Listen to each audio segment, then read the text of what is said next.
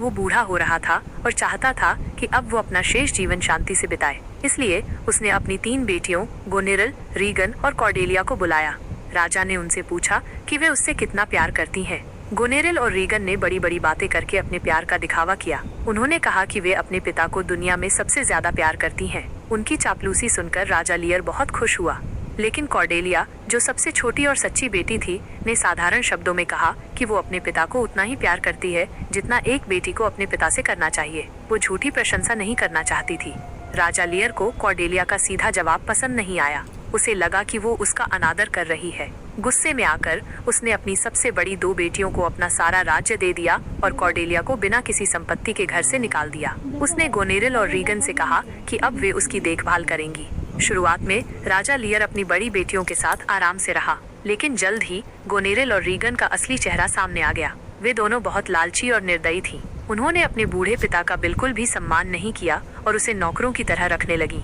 राजा लियर को अपनी गलती का एहसास हुआ। उसे समझ आया कि उसकी सच्ची बेटी कॉर्डेलिया थी, जिसे उसने गलत समझकर त्याग दिया था। वह दुखी और अकेला महसूस करने लगा।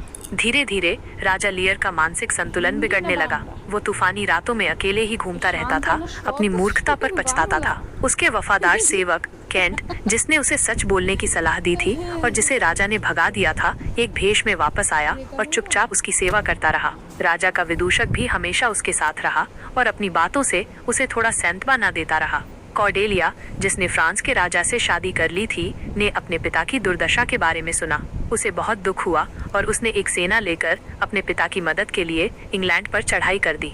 कॉर्डेलिया और लियर का मिलन हुआ। कॉर्डेलिया के प्यार और देखभाल से राजा लियर की मानसिक स्थिति कुछ सुधरी, लेकिन दुर्भाग्यवश युद्ध में कॉर्डेलिया की सेना हार गई और गोनेरिल और रीगन के धोखेबाज साथी एडमंड ने लियर और कॉर्डेलिया को कैद कर लिया। जेल में कॉर्डेलिया को फांसी दे दी गई।